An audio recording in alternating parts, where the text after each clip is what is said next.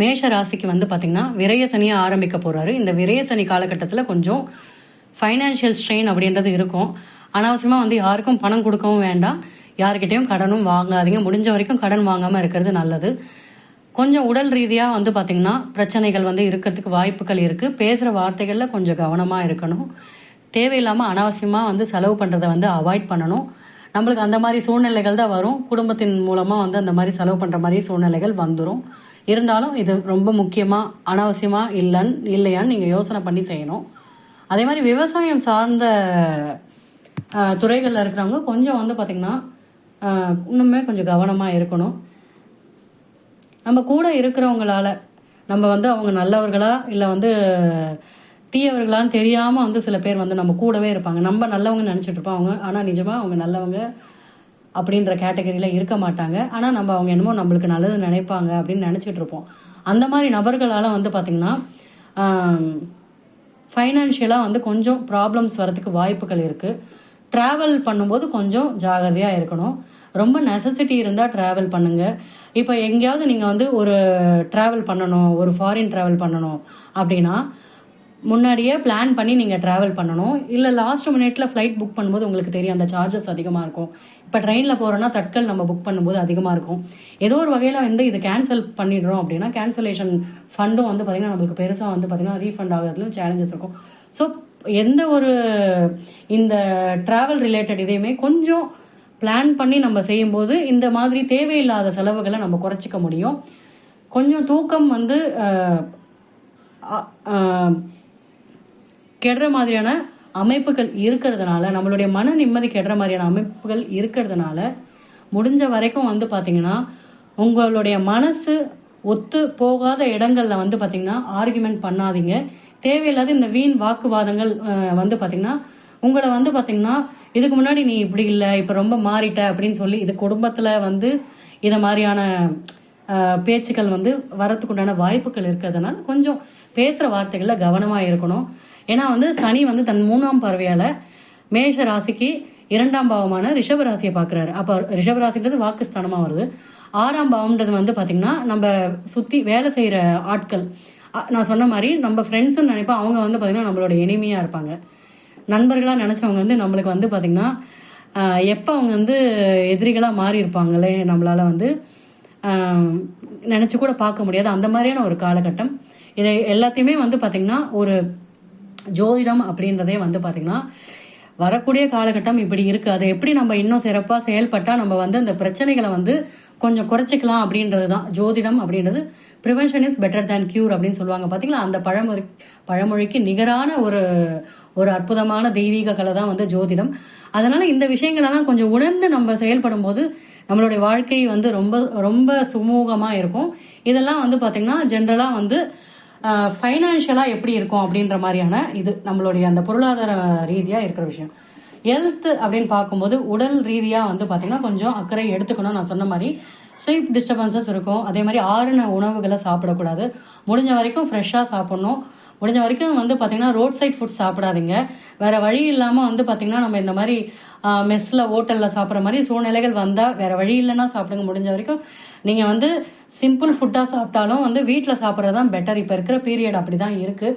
ஏன்னா வந்து 12ஆம் பாவத்துலேருந்து நேரடியாக 6ஆம் பாவத்தை பார்க்கறதுனால காலபுருஷ தத்துவப்படி பார்த்திங்கன்னா 6ஆம் பாவம்ன்றது எல்லாருக்குமே அடிவயிறை குறிக்கக்கூடிய ஒரு இடம். அதனால வந்து கொஞ்சம் வந்து பார்த்திங்கன்னா ஃப்ரெஷ்ஷாக இருக்கிற ஃபுட்டு, அதாவது வந்து பார்த்திங்கன்னா இப்போ நேற்று சமைச்ச உணவுகளை இன்றைக்கி சாப்பிட்றது இந்த மாதிரி இல்லாமல் கொஞ்சம் அது வந்து பார்த்திங்கன்னா சூடாக இருக்கிற உணவுகளை சாப்பிடணும். அதே மாதிரி நல்ல சத்துள்ள ஆகாரம் எடுத்துக்கணும். நல்ல நீர் காய்கறிகளை எடுத்துக்கோங்க. அதே மாதிரி பச்சை காய்கறிகள் எடுத்துக்கோங்க. இது எல்லாமே 6ஆம் பாவத்தை பார்க்கறதுனால 6ஆம் பாவம் அப்படின்றது இது காலபுருஷ தத்துவப்படியும் வந்து பார்த்திங்கன்னா இந்த அடிவயிறை வந்து உணர்த்துறது. அதே மாதிரி காலில் வந்து பார்த்திங்கன்னா பாதம் சம்மந்தப்பட்ட பிரச்சனைகள் வரத்துக்கு உண்டான வாய்ப்புகள் இருக்கிறதுனால கொஞ்சம் அதுக்குமே வந்து கொஞ்சம் அக்கறை எடுத்துக்கோங்க. இப்போ வந்து உதாரணத்துக்கு சொல்லணும் அப்படின்னா வந்து குதிகால் வலி வரலாம். அதே மாதிரி வந்து பார்த்திங்கன்னா சேற்றுப்புண் இந்த மாதிரியான விஷயங்கள்லாம் வந்து பார்த்திங்கன்னா கொஞ்சம் இந்த காலகட்டத்தில் வரத்துக்கு வாய்ப்பு இருக்குது. அந்த தண்ணியில் வந்து நின்று வேலை செய்கிறவங்க என்னென்னா கொஞ்சம் காலை வந்து பார்த்திங்கன்னா எப்படி நம்ம தற்காத்து கொள்ள முடியும் அப்படின்னு பார்த்து அதுக்கு தகுந்த மாதிரி நீங்கள் செய்யும்போது கொஞ்சம் வந்து இந்த மாதிரி தொந்தரவுகள் இருக்காது. அதே மாதிரி கண் சம்பந்தப்பட்ட பிரச்சனைகளும் வந்து பார்த்தீங்கன்னா வரத்துக்கு வாய்ப்புகள் இருக்கு. குழந்தைங்களுடைய உடல் நலம், அதே மாதிரி கணவருடைய உடல் நலம், மனைவியோட உடல் நலத்தை வந்து கொஞ்சம் கவனத்தோட பார்த்துக்கணும். உடல் ரீதியான பிரச்சனைகளை வந்து அலட்சியப்படுத்தக்கூடாது. வேலை இடத்தை பொறுத்த வரைக்கும் பார்த்தீங்கன்னா கொஞ்சம் வந்து உங்களுடைய அந்த இதுக்கு முன்னாடி வாங்கின பேர் வந்து கொஞ்சம் பேர் வந்து கெடுற மாதிரியான சூழ்நிலைகள் அமையும். அதனால நீங்க யாரு கூட சேர்றீங்க, நீங்க சாதாரணமா வந்து பாத்தீங்கன்னா ஏதோ ஒரு வார்த்தை சொல்லியிருப்பீங்க, உங்களுடைய உயரதிகாரி பத்தி, உங்க பாஸ் பத்தி சாதாரணமா எதனா ஒரு கமெண்ட் சொல்லியிருப்பீங்க. அது அப்படியே வந்து பாத்தீங்கன்னா அப்படியே ரூமர்ஸ் மாதிரி இது பண்ணி நீங்க அப்படி பேசுங்க இப்படி பேசுங்க, இந்த மாதிரியான பிரச்சனைகள்லாம் ஃபேஸ் பண்ணதுக்கு பாசிபிலிட்டிஸ் இருக்கிறதுனால இந்த மார்க்கெட்டிங் லைன்ல இருக்கிறவங்க வந்து கொஞ்சம், இது ஜென்ரலா சொல்ற ஒரு சின்ன உதாரணம் தான். ஏன்னா 10ஆம் பாவம் வந்து 10ஆம் வீட்டுக்குரிய சனி 12ஆம் பாவத்துல இருக்கிறதுனால இந்த அலையிற வேலை செய்யறவங்க வந்து பாத்தீங்கன்னா நிறைய இந்த 2 வீலர் ஓட்டி கொஞ்சம் தூரம் போறவங்க இல்லையா, நம்ம கொஞ்சம் அலைச்சல் அதிகமாவே இருக்கும். அவங்க எல்லாம் வந்து பாத்தீங்கன்னா இந்த மாதிரி பேச்சுலாம் இன்னுமே கொஞ்சம் கவனமா இருக்கும். இந்த இதை ஏன் வந்து ஸ்பெசிபிக்கா சொல்றேன், எதுக்கு அது தனித்துவமா சொல்றேன் அப்படின்னு பாத்தீங்கன்னா, நம்ம சாதாரணமா சொல்ற ஒரு வார்த்தை நம்மளுக்கு எதிரா அமையறதுக்கு வாய்ப்புகள் நிறையவே இருக்கு. அதே மாதிரி பனி சுமை அதிகமா இருக்கிற மாதிரியான சூழ்நிலைகளும் அமையும். நிறைய டிராவல் பண்ற மாதிரி, வேலைக்காக நீங்க வந்து பாத்தீங்கன்னா கொஞ்சம் அலையிற மாதிரி, இதுக்கு முன்னாடி ஏதோ ஒரு பிரான்ச்ல இருந்தீங்க, வேற எங்கேயோ வேற ஒரு பிரான்ச்சுக்கு போங்கன்னு சொல்ற மாதிரி, இந்த மாதிரிலாம் வாய்ப்புகள் இருக்கு. வேலை மாற்றம் ஏற்படுறதுக்கு வாய்ப்பு இருக்கு. அதனால எப்பவுமே வந்து பாத்தீங்கன்னா ஒரு வேலை நம்ம மாறுறோம்னா, நம்மளுக்கு ஒரு வேலை கிடைச்சாதான் ஒரு வேலையை மாறணும். இருக்கிற வேலையை விட்டுட்டு வேற வேலை மாறுறதுக்கு உண்டான எண்ணங்களை வந்து வளர்த்துக்காதீங்க. ஏன்னா அந்த மாதிரி இது பண்ணும்போது இந்த மாதிரி விரைய சனியா இருக்கும்போது வேலையே கிடைக்காத சூழ்நிலை ஏற்பட்டுரும். முடிஞ்ச வரைக்கும் வந்து பாத்தீங்கன்னா உங்களை சுத்தி நடக்கிற விஷயங்களை பொறுமையா நீங்க கையாண்டுங்கன்னா இந்த வேலை மாறுறதுக்கு உண்டான வாய்ப்புகள் நிச்சயமா கிடைக்காது. கொஞ்சம் ஃபோக்கஸ் அப்படின்றது கொஞ்சம் அதிகமா இருக்கணும் உங்களுடைய வேலை சம்பந்தப்பட்ட விஷயத்துல. நான் சொன்ன மாதிரி வேலைக்காக கொஞ்சம் தூரம் குடும்பத்தை விட்டு பிரிஞ்சு இருக்கிற மாதிரி சூழ்நிலைகளும் அமையும். முடிஞ்ச வரைக்கும் வார்த்தைகள்ல கவனமா இருக்கும்போது வீட்டுல வந்து பாத்தீங்கன்னா கொஞ்சம் சுமூகமான சூழ்நிலை இருக்கும். ஒரு ஜென்ரலாவே வந்து பாத்தீங்கன்னா நம்ம நினைச்சது நடக்கலன்ற மாதிரியான ஒரு மனசு வந்து அந்த எண்ணம் இருக்கும். அந்த மாதிரி எண்ணங்கள் உங்களுக்கு இருக்கும்போது என்ன செய்யலாம் அப்படின்னு பாத்தீங்கன்னா, கடற்கரைக்கு போங்க. உங்களுக்கு பிடிச்ச இடத்துக்கு வந்து பாத்தீங்கன்னா கொஞ்சம் அங்க போய் உங்களுக்காக கொஞ்சம் நேரம் செலவிடுங்க. அந்த மாதிரி இடத்துக்கு போகும்போது, ஏன்னா கடற்கரை அப்படின்றது மீன ராசியே வந்து பாத்தீங்கன்னா ஒரு ஜலராசின்னு சொல்லுவாங்க.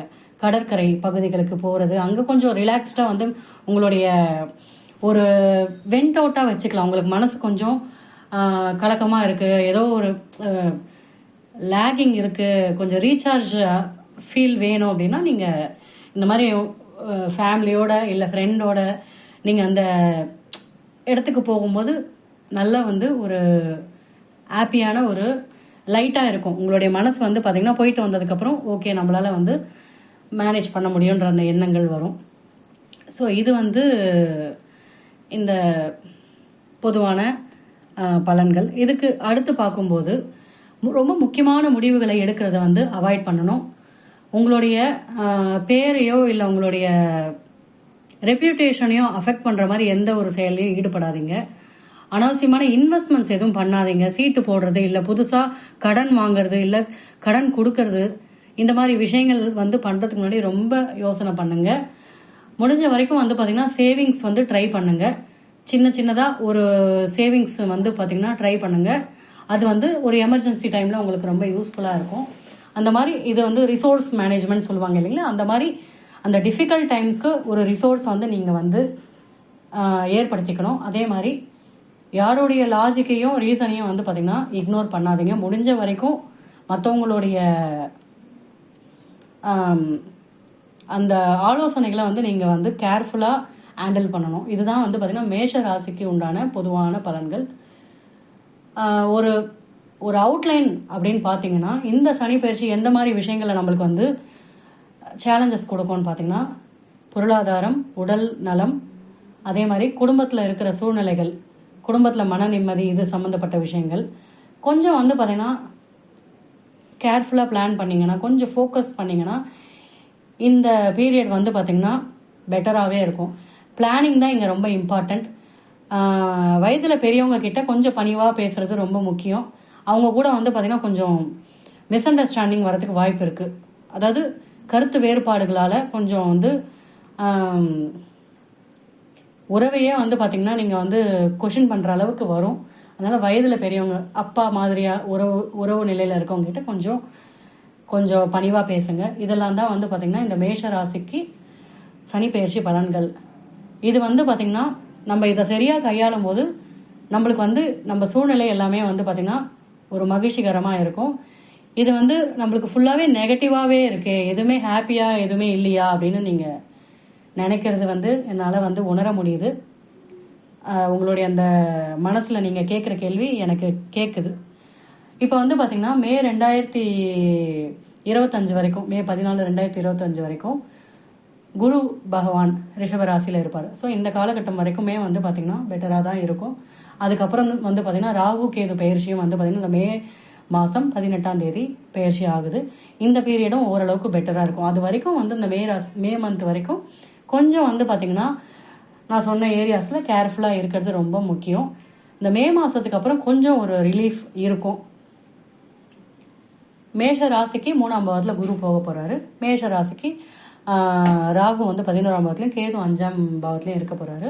குரு வந்து 9ஆம் பாவத்துல பார்க்க போறதுனால வந்து பாத்தீங்கன்னா கொஞ்சம் இந்த நான் சொன்ன சில பிரச்சனைகள் எல்லாமே வந்து பாத்தீங்கன்னா இந்த ஃபேமிலி, அதாவது ஹஸ்பண்ட் அண்ட் ஒய்ஃப் ரிலேஷன்ஷிப்பு, அப்பா கூட இருக்கிற பெரியவங்க கூட இருக்கிற ரிலேஷன்ஷிப், அதே மாதிரி ஃபைனான்ஷியலா இருக்கிற ப்ராப்ளம்ஸ் எல்லாமே வந்து கொஞ்சம் கண்ட்ரோலபிளா வரும். இந்த குரு பகவான் வந்து பாத்தீங்கன்னா கோச்சாரத்துல சனி பகவான் ராகு கேது வந்து நம்மளுக்கு ஒரு நல்ல பலன்கள் கொடுக்கக்கூடிய நிலையில இல்லைன்னா, குரு வந்து பாத்தீங்கன்னா நம்மளுக்கு வந்து ஒரு பரிபூர்ண சுபகிரகம். அவர் வந்து அனுகிரகத்துல வந்து பாத்தீங்கன்னா நம்மளால வந்து இந்த கெடு பலன்கள் ஓரளவுக்கு குறையும்.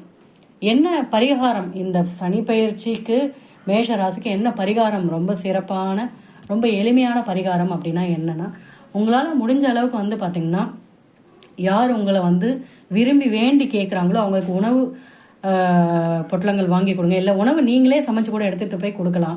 அதே மாதிரி உங்க வீட்டு பக்கத்துல முதியோர் இல்லம் இருந்ததுன்னா அவங்களுக்கு உங்களால என்ன முடியுமோ அதை செய்யலாம். அதே மாதிரி வந்து பாத்தீங்கன்னா அந்த முதியோர் இல்லத்துல வந்து அந்த முதியோர் இல்லத்துக்கு தேவையான மளிகை சாமான் வாங்கி கொடுக்கலாம். உங்களுடைய சக்திக்கு ஏற்ற மாதிரி எதுவுமே வந்து பாத்தீங்கன்னா அளவே கிடையாது. உங்களுடைய சக்திக்கு என்ன முடியுமோ அதை செய்யலாம். நம்மளுடைய சக்தி நிலை நம்ம ஒருத்தங்களுக்கு முடியறது ஒருத்தங்களுக்கு அதிகமா இருக்கும், ஒருத்தங்களுக்கு கம்மியா இருக்கிறது ஒருத்தங்களுக்கு வந்து பாத்தீங்கன்னா இதெல்லாம் ஒரு அமௌண்ட் இல்லை அப்படின்ற மாதிரி தோணும். அதனால எப்பவுமே வந்து பாத்தீங்கன்னா நம்மளால என்ன கேப்பபிலிட்டி, நம்மளால என்ன பண்ணும் அதை மனமு வந்து செய்யும் போது இந்த கெடு பலன்கள் அப்படின்றது நல்லாவே குறையும். இது எல்லாமே உங்களால உணர முடியும். இது வந்து பொது பலன் தான். இதுல நம்ம ஜாதகப்படி நம்மளுக்கு கோச்சாரம் எப்படி வேலை செய்யுதுன்றது பாக்குறது அப்படின்றது இன்னும் வந்து பாத்தீங்கன்னா ஒரு நுணுக்கமா பாக்குறது. இது பொதுவான பலன்கள். ஸோ இதோட வந்து மேஷ ராசியோட பலன்கள் முடிவடையுது.